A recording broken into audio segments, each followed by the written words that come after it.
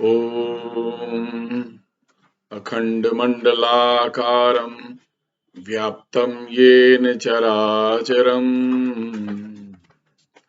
Tatpadam Darshinam Yena Tasmai Shri Gurave Namaha. Om Brahmanandam Paramasukdam Kevalam Jnanamurtim Dandvatitam Gagan Sadrisham Tattvamasiadilakshayam Ekam Nityam Vimlamachalam Sarvadhi Sakshibhutam Bhatitam Trigunaраhitam Sadguru Tam Namami. Shivam friends, today now we are going to take chapter 10 of 5th book, that is Upasna Khand. In this chapter, silent and solitary reflections on Janaka is discussed. And Vasishtha is relating that while Janak was musing in this way, his chamberlain entered and came before him, like Aruna standing before the chariot of the sun. The chamberlain said, O sire, your kingdom is safe under your protecting arms. Now rise to attend to the daily rites as it becomes your majesty. The misadvertent, the maid servants are waiting with their water pots for your bath, filled with water, perfumed with flowers, camphor, and saffron. They present themselves before you like river nymphs. The temples are hung with fine muslin as white as the fibers of lotus stalks, and they are decorated with lotuses and other flowers with bees fluttering upon them. Men with feather fans, chariots, elephants, horses, and umbrellas stand ready to serve you at the time of your bath. The altars are filled with heaps of flowers, aromatic incense and rice, and adorned with every decoration in a princely style. The Brahmins are waiting there for your majesty's presence after making their sacred ablution and purifications and offering their prayers for the remission of sins.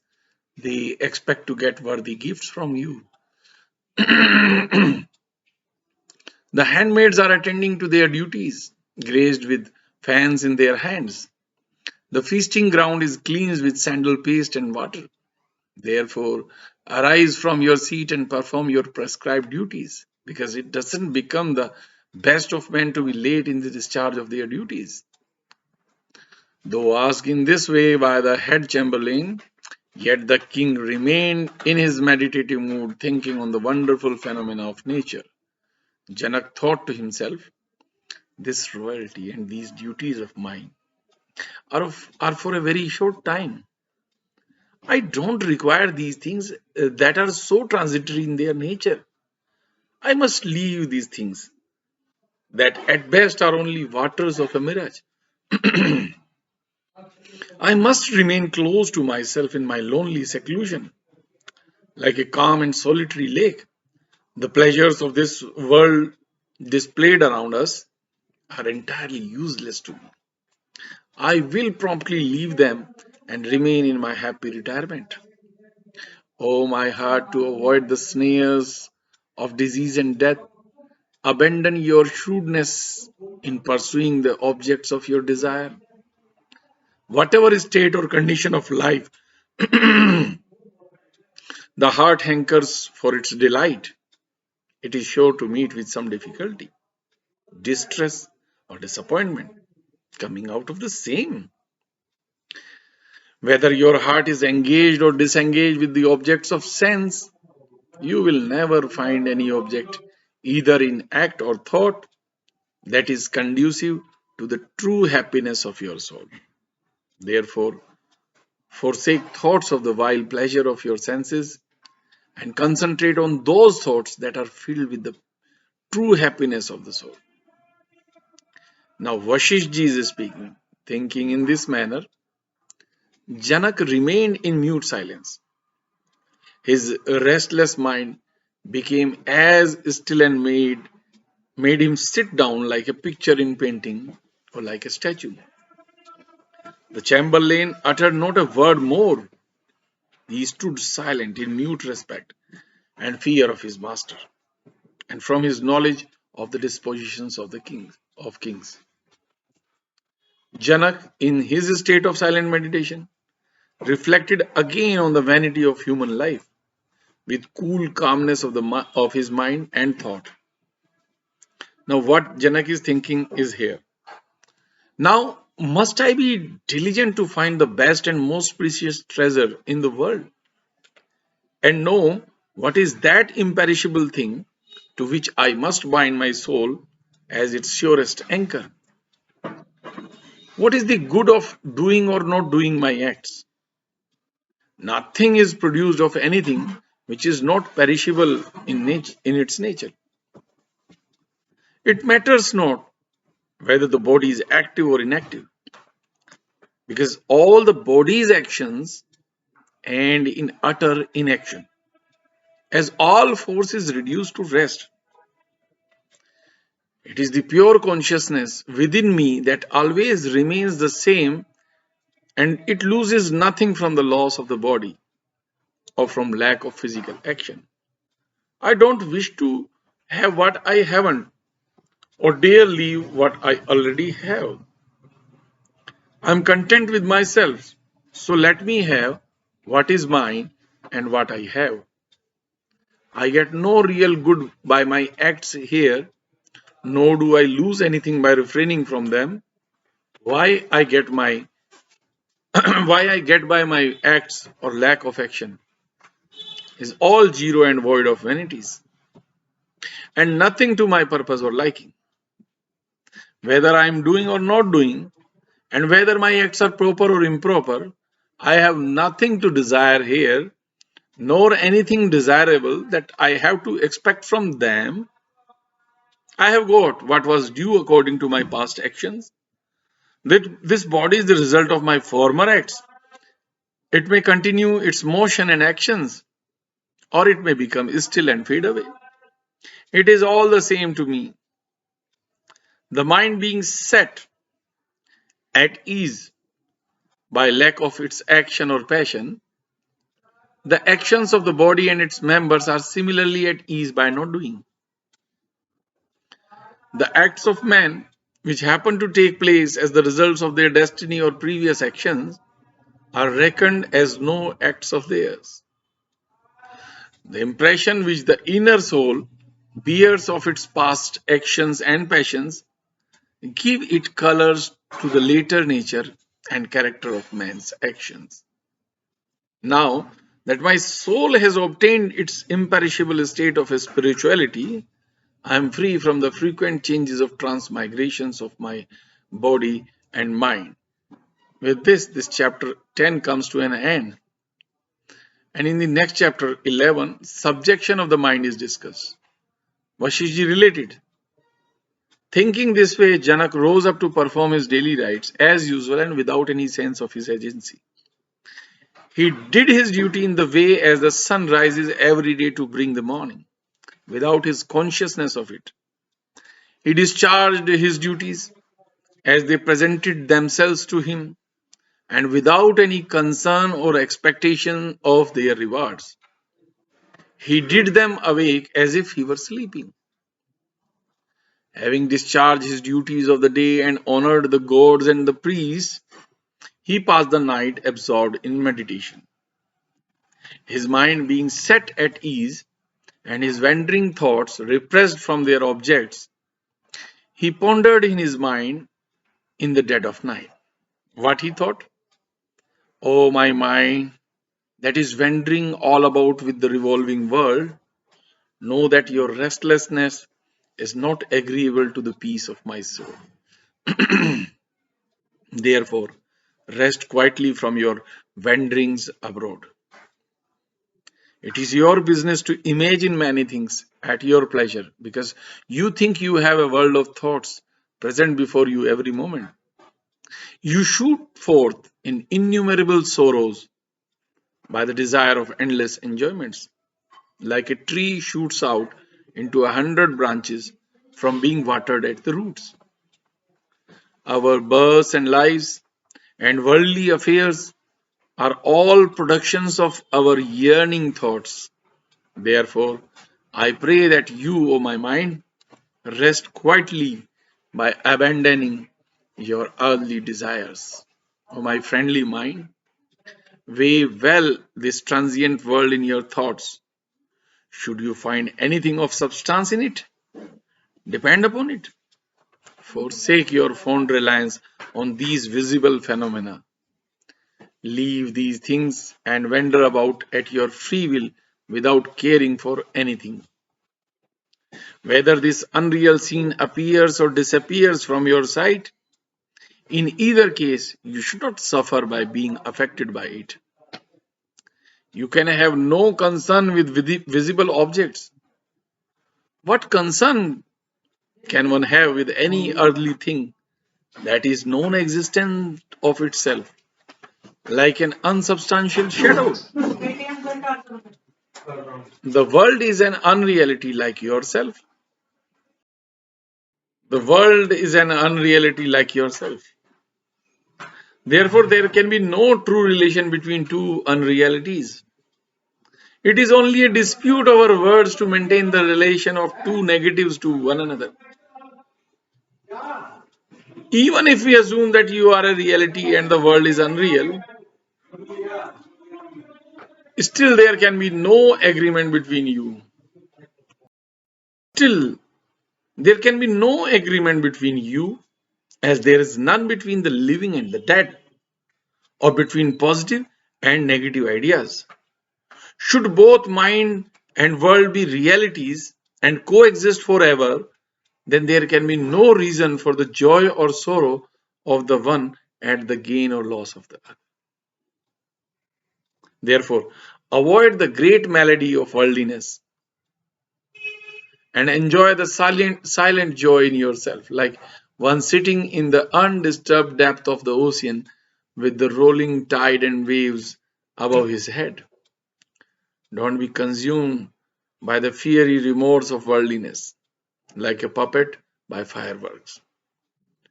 Don't be burned down to the darkness of despair in this gloomy scene of the world. O wicked mind, there is nothing here so good and great that you can attain your high perfection through it, except to forsake all mental fluctuations and depend with full resignation on the unchangeable one. With this chapter 11 also comes to an end. And in the next chapter 12, greatness of reasoning or self-inquiry is there discussed.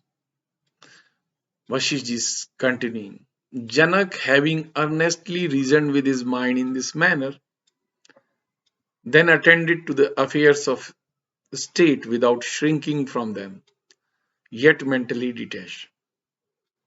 He was not pleased by the happy tasks and tidings, but was indifferent to them. His fixed attention serving as if he were in slumber and not the actor.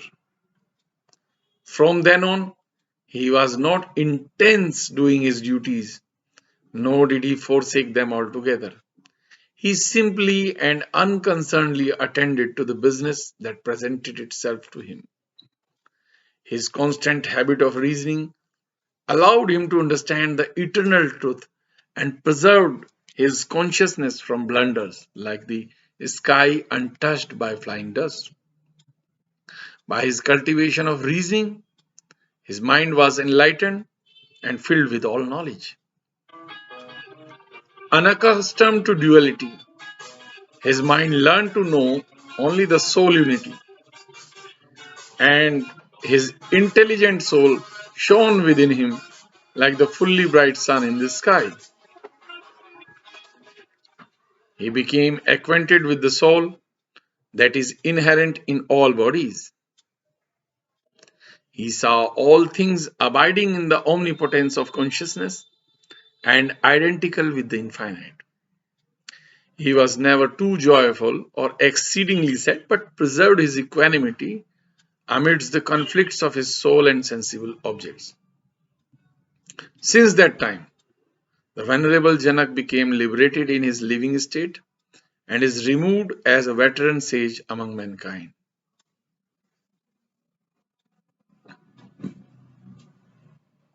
And is renowned as a veteran sage among mankind. He continues to rule the land of the Veda people without being subject to feelings of joy or sorrow, not even for a moment. Knowing the causes of good and evil, he is neither elated nor dejected at any favorable or unfavorable circumstance of his life, nor does he feel glad or sad at any good or bad accident relating to the state. He completes his duty without setting his mind to them.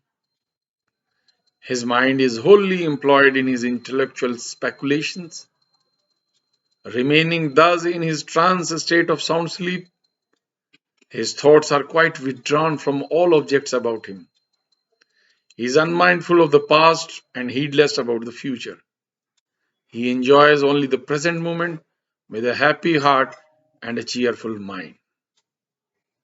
Janak obtained the obtainable and what is worthy to be obtained by his own reason, analysis, and not, O lotus-eyed Ram, by any other desire.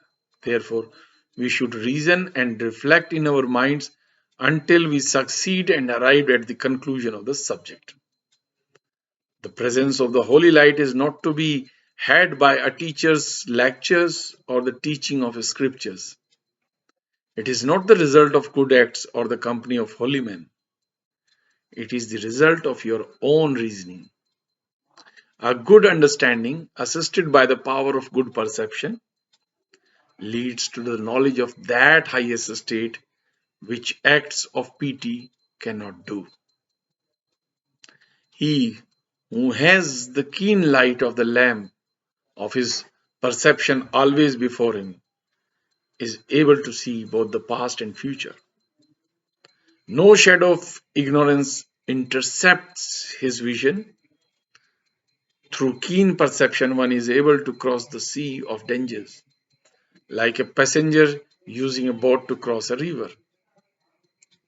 A man without foresight is overtaken even by small mishaps, like a light straw is blown away by the slightest breeze. One who is endowed with foresight passes over the eventful ocean of the world without need of the assistance of friends or the guidance of scriptures. The man with foreknowledge sees the result of his actions beforehand, but one without foresight is at a loss to judge imminent events. Good company and learning strengthen understanding. Just as watering a plant helps it grow and bear fruit, infant understanding, like a tender shoot, takes a deep root in time, and having grown up like a tree, it bears sweet fruit in its season, like cooling moonbeams at night. Whatever efforts men make to acquire external property, they would be better served to devote these efforts to improve their understanding. First, dullness of understanding must be destroyed, for it is the source of all evils, the storehouse of misery, and the root of the tree of worldliness. Great minded men understand whatever good they may expect to find on this earth, in heaven above, or in the world below. Only through good understanding can man cross the ocean of the world, and not by his charities, pilgrimages, or religious austerities. The sweet fruit of tree of knowledge is the divine blessing for each mortal man on earth. Wisdom uses its sharp nails to scratch and nip the heads of the elephantine bonds of giddiness with as much ease as a strong lion kills a deer or a weak jackal. An ordinary man, by knowing more than others, is often seen to become the ruler of men. The wise and discreet are entitled to glory in both worlds. Reason overcomes all its adversaries who indulge in diverse forms of reasoning, just as a disciplined warrior is able to overcome a host of unrestrained savages. Reasoning is the philosopher's stone that converts base metals to gold. Rational souls safeguard reasoning as the greatest treasure. It yields the desired fruits of man, like the wish fulfilling culp tree of paradise does with a thought.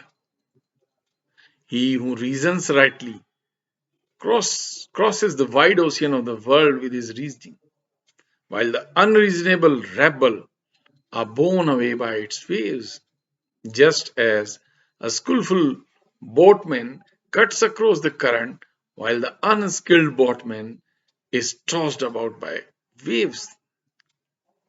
A well directed understanding leads to the success of an undertaking, but misguided intellect goes to wreck and ruin. The one sails to the shore before the wind, but the other is tossed in his wrecked vessel over the wide gulf of the world. The keen sighted and unbiased wise man is never overcome by evils arising from his desires, just as an enemy's arrows do not pierce the body of a soldier in armor. A man's wisdom gives him an insight into everything in the world. The all knowing man is not subject to dangers or the reverses of his fortune. The breath of intelligence drives away the dark and wide stretching cloud of blind egoism that hides the sunlight of the Supreme Spirit within us. Improvement of understanding is the first necessity towards knowledge of the Supreme, just as the cultivation of the ground is of primary importance to the farmer who desires reaping a rich harvest. With this chapter 12 also comes to an end. And in the chapter 13, government of the mind, the consciousness is real and mind is not is discussed. Vasishtha, actually this next 13 chapters of very big. I mean, there are 104 verses in it, and I think we have already reached to certain level in this session.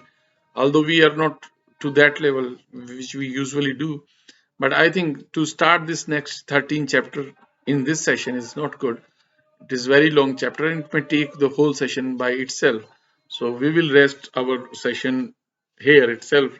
And thanks to the Lord Ram uh, for his grace on us, we are able to read this and listen it, and we pray him for the continuance of his grace on us. We will meet again tomorrow with the next chapter 13. Until then, Shivoham, friends.